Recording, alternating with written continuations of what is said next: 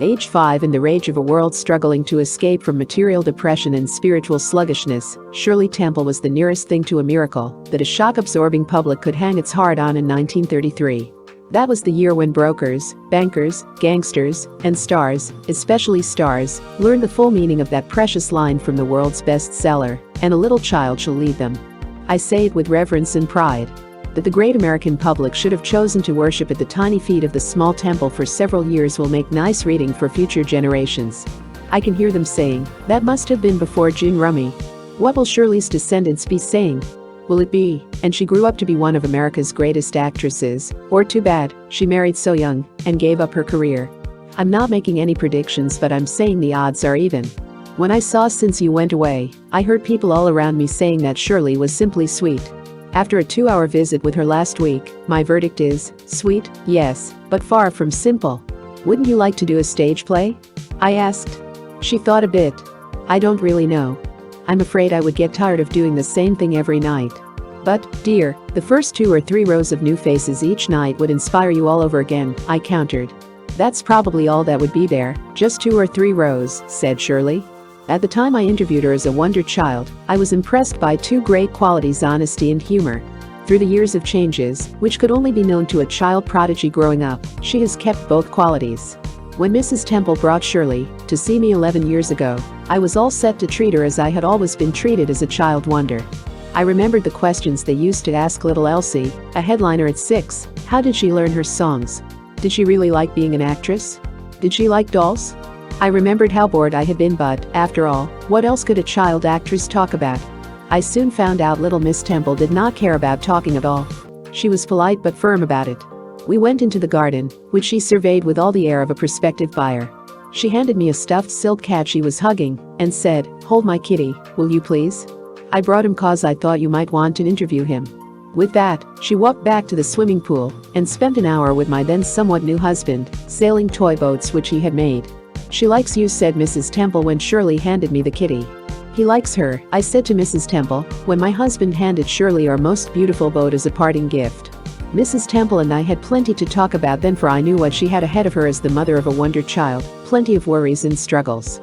Mrs. Temple has had them all right, but has come through with a smile. Lately, I had heard that she was rather difficult about Shirley's going out on her own.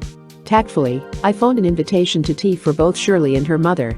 "I'm afraid I can't make it," said Mrs. Temple, "but you don't want to see me, so I'll drop Shirley off at your house. I'll do some things I have to do and come back for her. But I want to see you and Shirley together. I'll come in later, but you have a nice talk with her first. I'm anxious to know how you think she is developing," said the supposedly difficult Mrs. Temple. For our appointment, Shirley arrived right on time, and not because Mrs. T brought her. She came in a station wagon. "You didn't drive that big thing, did you?" I said. "Oh, no. Peterson brought me, but Mum will come for me." She stood there in the doorway, looking like what I think every real American parent would like to have a 16-year-old daughter look, a thoroughly nice American girl. For Mrs. Temple, and anyone else who is interested, here are the little things about Shirley that impressed me most: her handshake, strong and cool, her beauty in a face-to-face close-up. How they managed to make her look almost plain in Since You Went Away, I'll never know.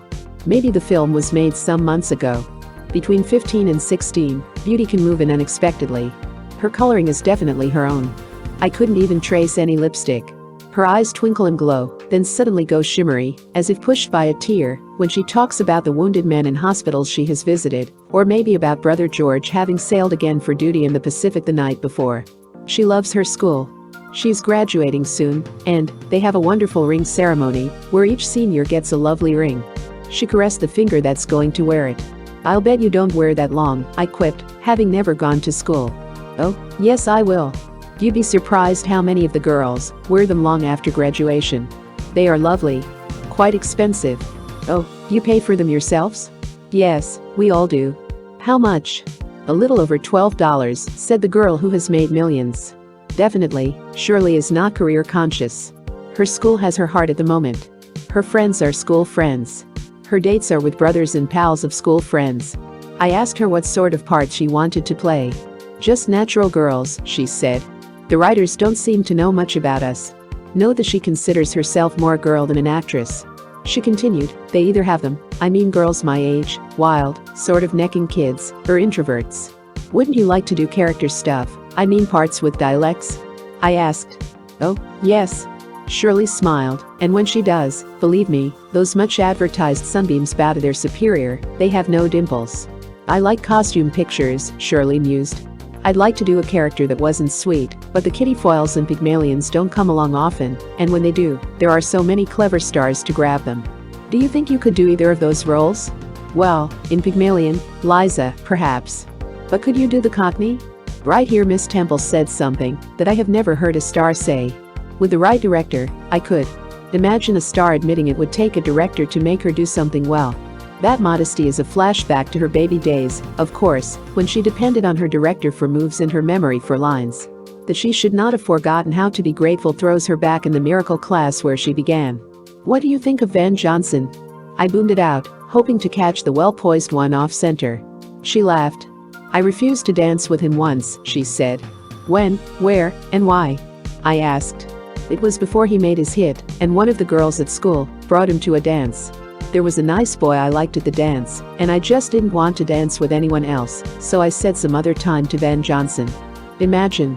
I guess the some other time will never come now, but I think he's a fine actor. I switched types.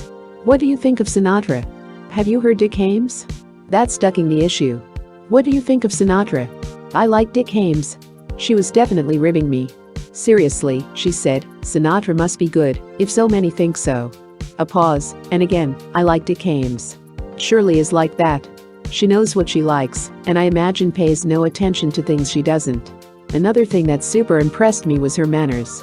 No throwing herself into chairs, no wiggling around, no interrupting, and when I said, would you like a Coke, she said, yes, thanks, but let's wait until Mum comes. She likes them too. I got busy selling her the idea of learning languages. They're so useful all through life, and it's fun learning them. She admitted she could speak French, but when I burst into Paraguay, which is the sort of French one hears in certain parts of Paris, she said, oh, I'm not that good, but I played in French on the radio on my Bond tour in Canada. It was fun, though it's sort of different reading it cold right off a script, but they said I was good. She seemed surprised. That's another unusual thing about Shirley, she can be surprised, and she isn't ashamed of the fact. According to modern manners, it makes her sort of old-fashioned. Her hair is beautiful. Somebody has spent hours brushing it. I imagine it used to be Mum, but now Shirley is grown up, and that's probably out. She's going to long for lots of the things that automatically go out when the teens come in, especially things that are hard work, like hair brushing, a labor of love, if there ever was one. We gabbed and gabbed until Mum arrived, and we had our Coke. We also had some homemade cookies. Shirley evidently has her shape, for that roundness she had when she was about 12 has melted into an exquisite little chassis. At any rate, she went for the cookies, and even snitched an extra one, but not without asking, may I have another cookie? School must have given her those manners. It's the sort of behavior that comes from having wanted a teacher to think you were the nicest girl in the class. Between Temples there seems to be a lot of understanding. At least, they stick together. I noticed Mrs. T calling Shirley, Shirl. When did you start calling her Shirl? I asked. There was a pause. Why, I guess it was about when she entered her teens. I already suspected it had been when Miss Temple reached the age when everything you have or do seems too childish.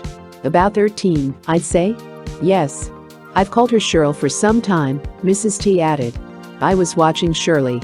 But I think Shirley is such a pretty name, I said. Oh, no. Her nose wrinkled up in disgust.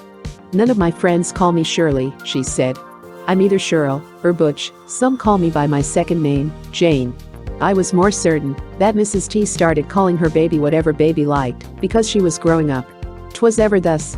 Shirley will learn that when she has her first baby. I hope that won't be for some time, because I think she can do great things if they give her a chance, but, after all, who am I to say what is a great thing? Maybe Shirl, and I do mean Shirl, had so much fame and career as a baby that she would consider marriage and babies both great things. Whatever she wants, I hope she finds it. She's so nice. No, I think fine is a better word for Shirl. When they left, I stood waving at them and thinking, of course, I miss my young husband terribly, and it's tough having him so far away, but just suppose he had been here to spend an hour at the swimming pool with Shirl, while I talked to Mrs. Temple. No telling what she might have walked off with this time. Seriously, Shirl, Jane, or Butch can have just about anything I've got, and on a platter. Photoplay magazine, March 1945.